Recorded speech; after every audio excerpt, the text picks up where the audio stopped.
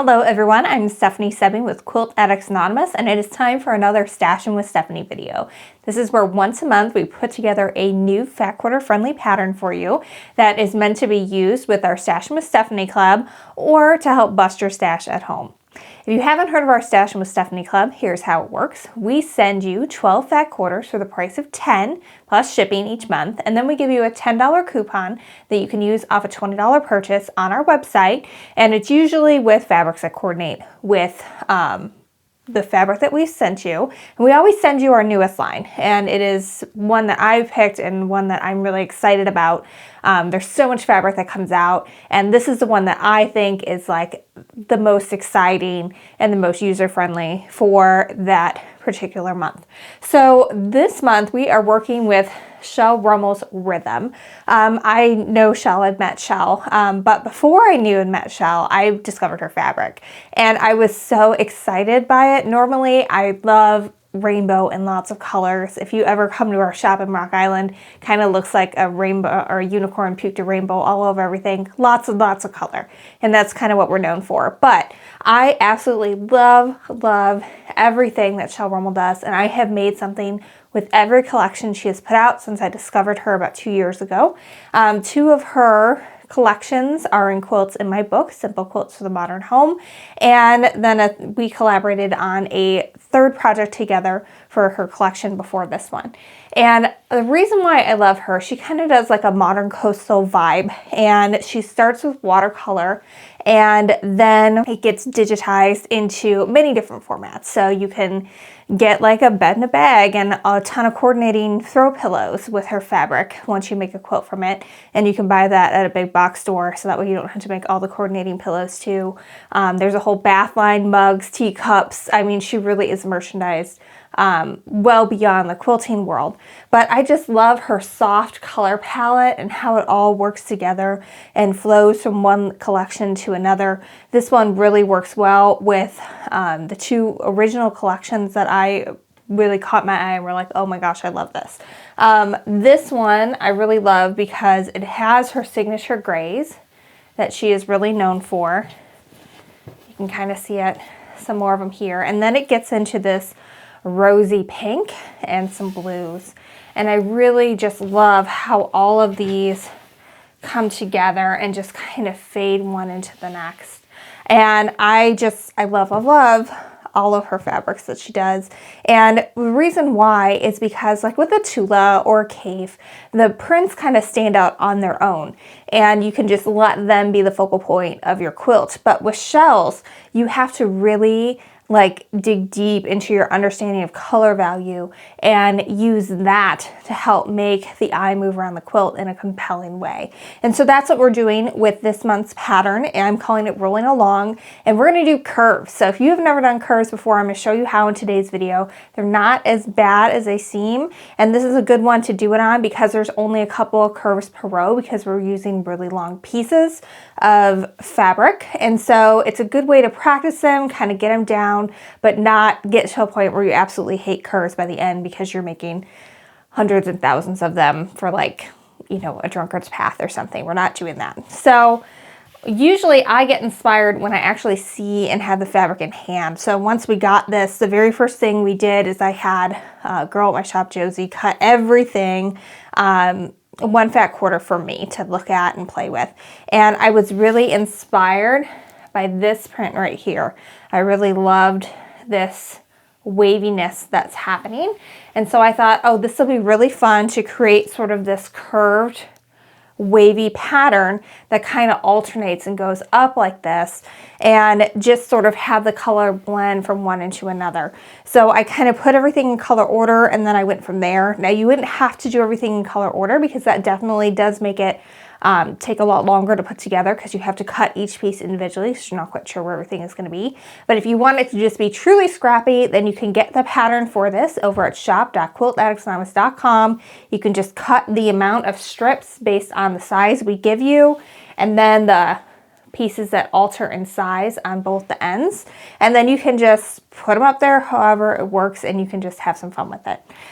This is definitely one where it would benefit to have a design wall or just a spare bed that you can lay everything out on. But I'll show you how I am organizing this for my own, and I'll show you how to put a row together. And if, of course, all the instructions and fabric requirements for multiple sizes are available on our website, shop.quiltaddictsanonymous.com. You can sign up for Stashin with Stephanie there. And if you like this one, you'll get a lap size quilt. There's only 14 fabrics in this collection, so if you get the whole fat quarter bundle, it will make you a lap size quilt in this, and it will use the fabrics that we have, and we'll have that while supplies last. Or you could just get the pattern and use your scraps. So let's get started. We're gonna jump into curves. So your pattern is going to come with a printable template that's going to show the templates for your curves. There's going to be a square on there too. You need to make sure that that measures 1 inch, and you're gonna wanna print at 100%. If this square doesn't measure at 1 inch, then you need to reprint until it does, and make sure you set it at the 100% print setting, because if this is off, then your curves are not gonna turn out right.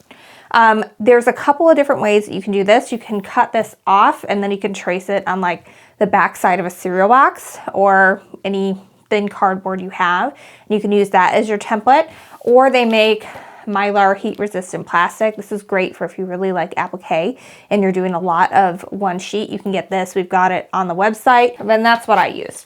And I'm not gonna cut with this. I'm using it to trace, but it definitely is nice because I'm using these again and again, and they're going to stay nice. And whereas like with cereal boxes, they could get a little, misshapen over time.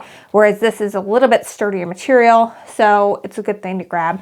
And you've got a bunch of extra that comes with it, so you can try some applique if you want, or use it for any other applications. But go ahead and print that, and then you'll be good to go. I'm going to set these to the side for a second. I'm going to show you how I've organized this. So what I did is I kind of arranged it in color order so that the colors would flow from one into another, and then I had them stacked in that order as well once I cut my strips out of my fat quarters.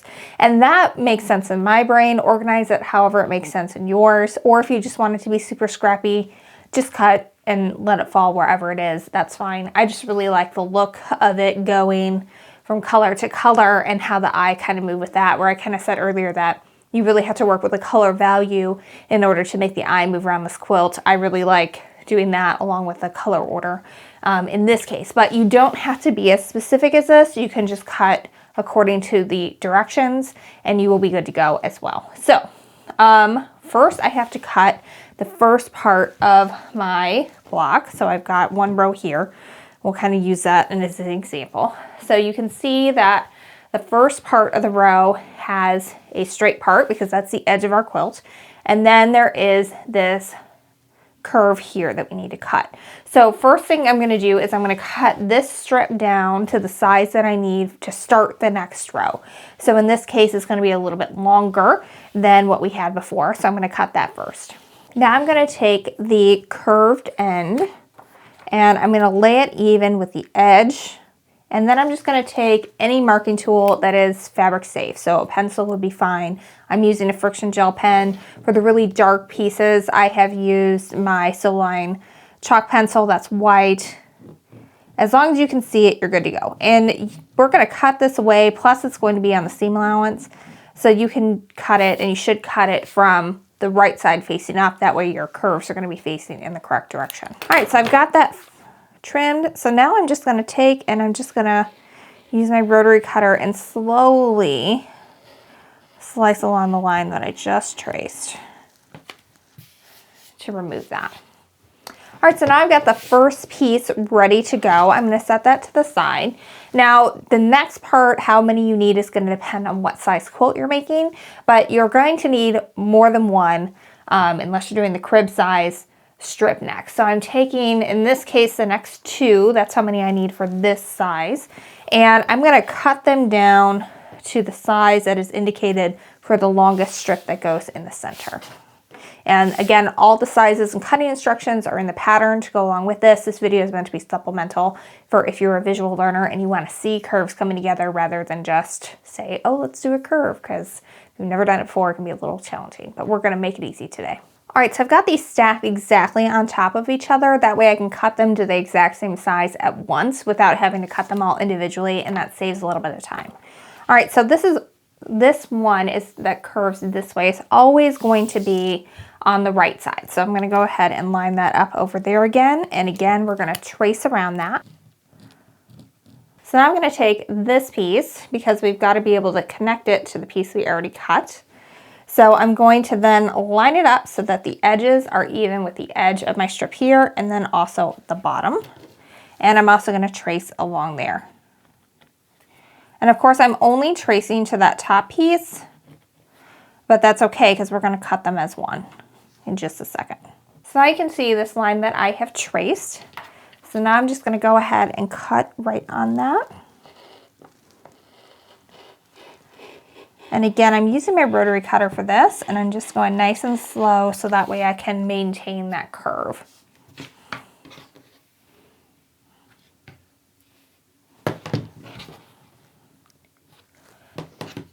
Now I'm gonna do the same thing on the other side.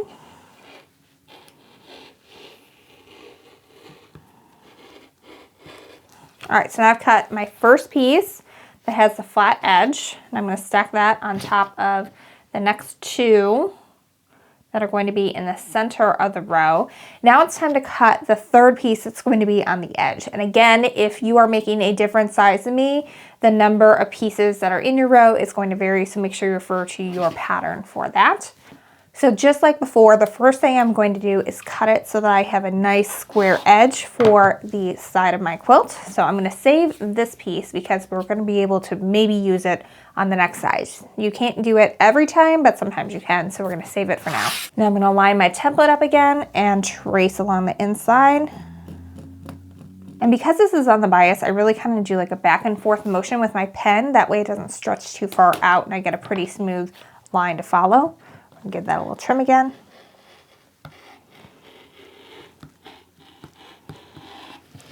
All right, so now I've got my final piece for the row, and I'm gonna check and see if I can use this for the next piece.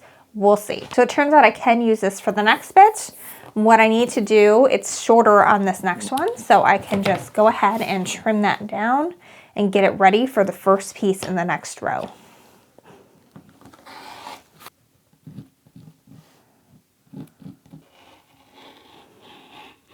All right, so that's the first piece of the next row. I'm just gonna set it to the side for now, actually on top of these because that's what I'm gonna need it next. All right, so we are done with this piece for right now. We won't need it again until we start cutting the next row. So we'll put that off to the side. But this one we're gonna use to make some markings on our strips so that way we can really easily pin and get some guidance marks for when we are working with the next bit and pinning it all together. So what I like to do here is kind of lay everything out in the order that it's going to be sewn together. So I've got what's going to be on the left side of my quilt here, and on the right side of my quilt is on the very bottom. So what I do is I line my template up with the side so that it's even with that edge that I cut. Here, we'll move it up here so you can see it a little better. And then the edge of my template is right here. I'm going to make a little mark here so I have something to measure against for our next step. And then I'm going to flip it over. I'm going to line it up again with the edge and make a little mark here. And that just is going to give me a guide when we start to get some lines for where to pin, which comes next. I'll show you that process one more time, a little bit closer. So I've got it all lined up with the edge, and then here's the edge of my template. Make a little line there. Then I'm going to flip it over and make one on the back as well.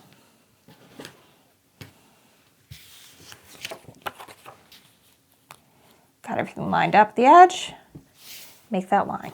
So when I assemble this, I will assemble one row at a time, and I'm gonna get everything pinned all at once so that I have the entire row pinned together. When you're doing it for the first time, maybe just do one seam and then start doing the entire row like I'm doing here. So first I've got my piece that has my flat edge on the side. I'm gonna start with that, I'm laying that down. What I'm gonna do is I'm gonna take my corner and fold it up so that is meeting where that mark is. Then I'm gonna take my iron and I'm just going to put it on that fold to kind of give myself a little bit of a guide. Here we can see that there. Then I'm gonna fold the edge in to where that fold is. give another little press. That'll give me 1/4. Then I'm going to take, and I move it a little bit because this line, since it's a friction gel pen, it'll go away if it gets hot. So I don't want to press it right over where I just ironed or it might go away. But this is why we use 2, because on this side we needed to line it up here. But on this side, when I turn it over, I need to be able to line it up from the other side with the center. So it just makes it a little easier to see what you're doing when you pin or make that mark on both sides. All right, so now I've got my mark up here and then my 3 fold marks, and that'll give me something to go with. So in this case, I was folding it so that the right sides were together. Now, when I get to this side of the curve, I'm gonna fold it the other way so that way those folds kind of nest into each other. So I kind of fold it in half like this with the wrong sides together, and I'm matching up that point with my straight edge over here. I'm gonna press that seam. Give myself that middle guide. Then I'm going to fold my end in to the center. Press this whole bit again. Then I'm going to fold this end into the center and press my side. And if your marking lines go away a little bit, that's fine. You're not going to see them anyway. They're in the seam allowance and you don't really want to see them. But now you can see that I've got some nice guides. Obviously we have our edges, but we have press marks at the 1/4, half, 1/4 again, and then the edge. So now I'm going to show you how I pin these. So that way we are just taking a little bit in the seam allowance, which makes it a lot easier to get everything together. All right, so because we press those in opposite directions, these are just going to nest right inside each other like they had been pressed together, which is very nice. So I've got that middle one lined up, and here's the key. You got to have your pin so that it is only getting like 1/4 of an inch in, because there is a lot of fabric movement happening as you are sewing this together, and that's a good thing. The bias is going to help you get a nice great join that looks good, but you don't want to pin like all the way down to here, because otherwise it's not going to be flexible enough to get you a good curve. So you really just want to pin within that 1/4 inch seam allowance that you're going to be sewing in anyway for these parts. All right, so now I'm going to do the same thing for my other bits. I'm going to match up my corners here. These are the 1/4 inch press marks. Again, just taking a tiny little pin in there. Now for this one, what I want to do is I kind of want to manipulate the fabric so that the straight edge is parallel, like right on that line, because we, in theory, want it to be nice and straight and let the curving happen over here. So I'm trying to get that as close to straight as I can. And for this one, because this is our starting seam, I am going to pin that full 1/2 inch in, because that's going to help keep it nice and straight, so that way we have a nice smooth curve. I'm going to do the same thing over here as we were doing on the other little ones, where I'm going to match up those folds that we pressed in.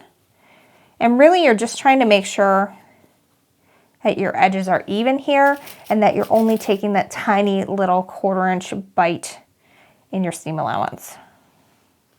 All right, so for this part, this is going to be the trickiest part, because you want to have this straight edge and this straight edge be even, because that's going to be the line of your row. So what I do is I line those corners up, and then I line the edges up, and I kind of have got it pinched about like 1 inch down there. Came apart a little bit on me. All right, so first I'm going to start, and I'm going to get that pin in where I've got those corners together. Then putting my fingers in between, I'm lining those edges up, and I am pinning way down on this one. Like this is a good 3/4 of an inch in.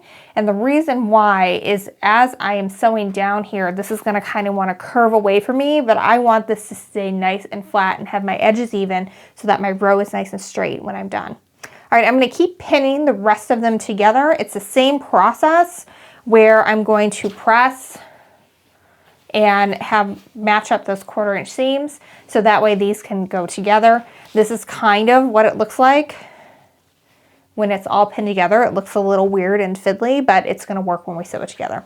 So I'm going to press these together, or pin those together, and then we'll come back and we'll start sewing.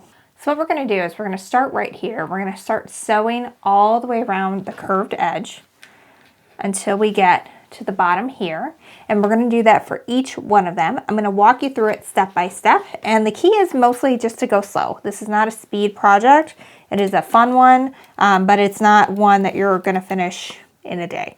It has been taking me, I don't know, I would say about a half hour per row. And part of that is because I'm cutting as I go and I'm pressing as I go because I want everything to go in that specific color order. It would take a lot less time if I just cut everything to start with and then just started sewing it together, because I could do it more in a chain piecing way.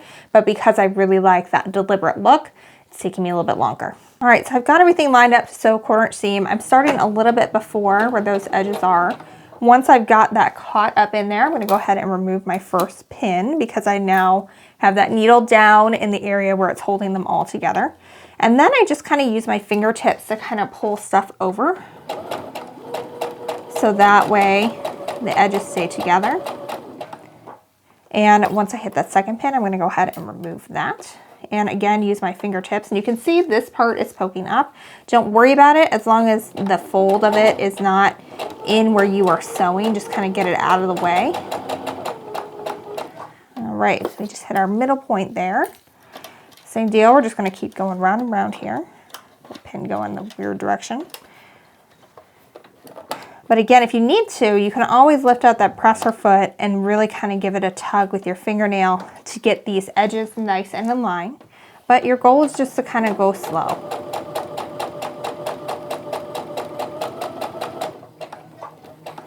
All right. Now we've got our last one. I'm going to kind of tug and get these as close to the side as I can. And if it isn't end up being a perfect 1/4 inch seam, like if your edges aren't perfectly in line, it really isn't the end of the world, especially if it's your first time going through it. What you want to do is kind of avoid where you end up with pleats for your sewing over here.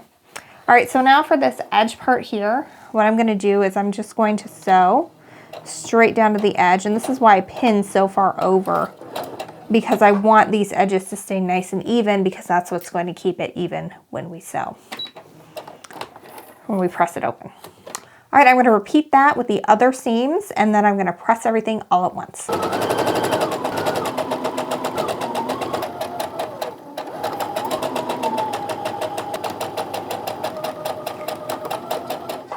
So now's the fun part where we get to press this open. And this is a seam where I normally don't set it because this looks really funky right now. You could never press it flat. So what I just do is I kind of open it out, and I have the seam underneath the part where the curve is coming out. It likes to lay a little bit nicer that way. And then I just press it over like this. And then we have a nice curved seam, and the line is really, really straight. So I'm going to go ahead and do that for the rest of them, and I'm going to show you how to join your rows, and then you know everything you know to make this quilt. Again, just press that over just a little bit.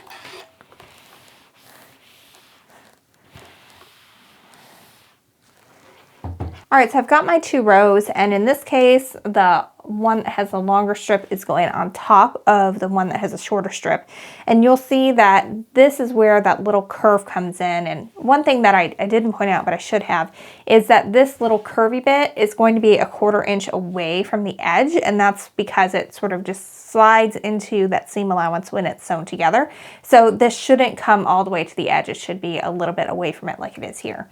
But what I'm going to do is I'm going to lay them right sides together, and then I'm going to flip them over, because I want to pin on this top seam allowance, and I also want to be able to see where the seam is coming. I'm going to highlight this with the pen so you can kind of see it a little better.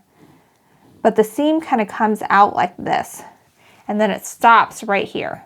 So what I want to do when I'm sewing is I want to be able to see this, so that way I can stitch along and then stitch just to the side of where the seam kind of comes into that seam allowance, and that way I'll be sure to enclose all of those edges, and then it'll just be a nice smooth curve into the next row, and it'll look like it's just kind of rolling along.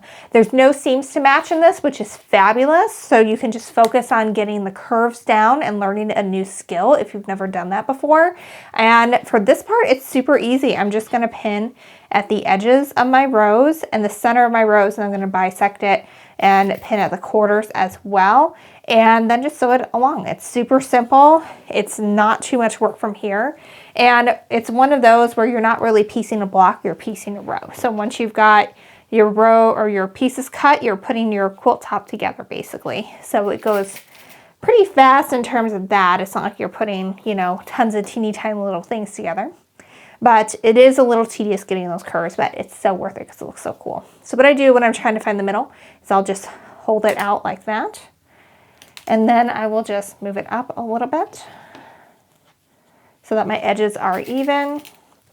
And then I pin. I don't like measure it out or anything. It's just kind of like if you're folding a sheet and you're trying to get it even, you just kind of pull it taut, line up your edges, and then you're good to go. So I'm still just sewing with that regular 1/4 inch seam, removing the pins as I come to them. And just like if I were strip piecing, I really am only worried about making sure my edges are in line for as far as it will fit on my sewing machine throat.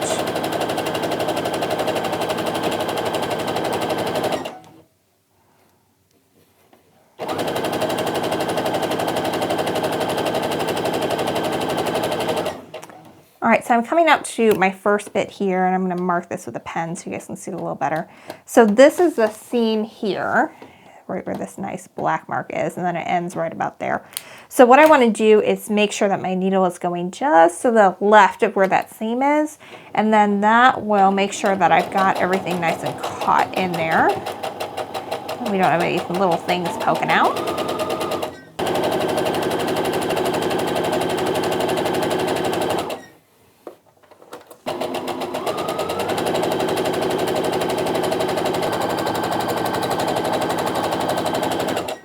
So you can see here, you can see my line coming it through here, and then my seam comes just to the side of that. So that way when I open it up,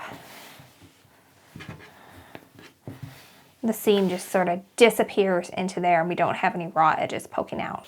I know I press a lot of seams open, but in this case I'm pressing everything so that the seam is going toward the upper row, and that just seems to work pretty nicely because all of these edges are kind of caught in there. It's kind of the path of least resistance. So you're just going to make a whole bunch of these, sew them together, and you are good to go. But you've got all the tools now to make this quilt at home. It is not that scary. You can tackle curves if you've never done it before.